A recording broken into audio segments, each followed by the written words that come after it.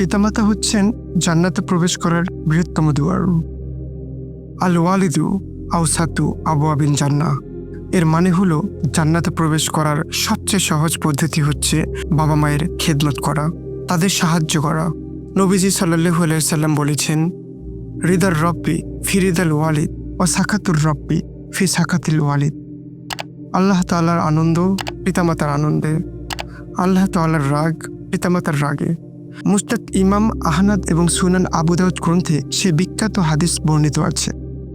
একজন সাহাবী সুদূর ইয়েমেন থেকে এসে রসুল সাল্লাল্লাহু আলাইহি সাল্লামকে বললেন, ইয়া রাসূলুল্লাহ, আমি ইয়েমেন থেকে এসেছি আপনাকে বায়াত দিতে, আপনার পেছনে জিহাদ করতে।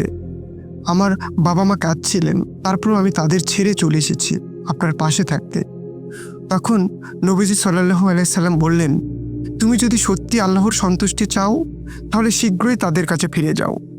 যেমন করে তুমি তাদের কাঁদিয়েছিলে তেমনি করে তাদের হাসাও, তাদের আনন্দ দাও।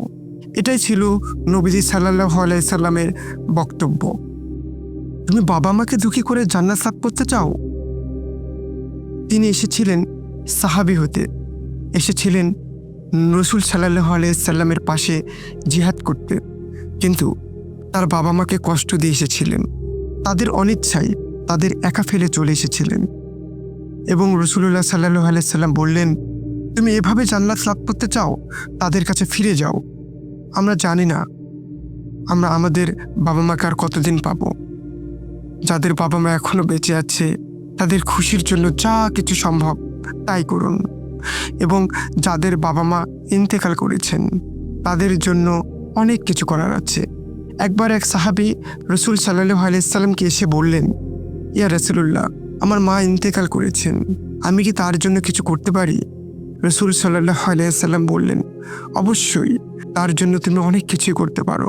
তার জন্য দোয়া করো, তার গুনাহ মাফের জন্য দোয়া করো, তার হয়ে দান সাদকা করো, কুরবানি দাও, তার হয়ে হজ করো, ওমরা করো, তার আত্মীয় স্বজনদের সাথে দেখা করো, ভালো সম্পর্ক বজায় রাখো। এই সকল কাজ আপনি আপনার মৃত বাবা মায়ের জন্য করতে পারবেন। অনেক আত্মীয় স্বজনদের কথা আমাদের মনে থাকে না, কিন্তু আপনার বাবা মা বেঁচে থাকলে তারা হয়তো তাদের সাথে সম্পর্ক বজায় রাখতেন। এখন আপনার উচিত তাদের সাথে ভালো সম্পর্ক রাখা, তাদের সাথে দেখা সাক্ষাৎ করা।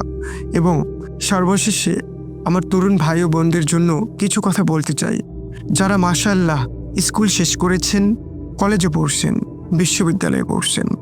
এটা সবসময় মনে রাখবেন যে আপনারা বড় হতে হতে আপনাদের সবচেয়ে বড় আফসোস সবসময় হবে আপনার বাবা মায়ের সাথে দুর্ব্যবহার করা, আপনার বাবা মায়ের সাথে ঝগড়া করা, আপনার বাবা মাকে কষ্ট দেওয়া। কঠোর কথা কখনো ফিরিয়ে নেওয়া যায় না। আপনার বাবা মাকে একবার কষ্ট দিলে সেটা কখনো ফিরিয়ে নেওয়া যায় না। আপনি যতদিন বেঁচে আছেন সেই স্মৃতিগুলো আপনাকে কষ্ট দেবে। আমরা যখন বয়সে ছোট থাকি তখন রেগে যাওয়াটা খুবই সহজ, কিন্তু সেই আফসোস আর স্মৃতি আপনার সাথে রয়ে যাবে। যে আফসোস আর স্মৃতি আপনার সাথে রয়ে যাবে তা আপনাকে সারাটা জীবন কষ্ট দেবে। তাই আমার প্রিয় ভাই ও বোনেরা, আল্লাহ কোরআনে যা বলেছেন তা সবসময় মনে রাখবেন। তোমরা বাবা মায়ের সাথে চমৎকার ব্যবহার করো, এমনকি তাদের উফ পর্যন্ত বলবে না, তাদের সাথে খারাপ ব্যবহার করবে না। আপনারা আল্লাহর সন্তুষ্টি চাইলে আপনাদের সামনে দুটো দরজা আছে, আপনার মা এবং বাবা, তাদের খুশি রাখুন। وأجتاز السماء جلالا فأزيد أسراب الغيوم جمالا وألون الدنيا بأجمل بسمة وأكون للخير العميم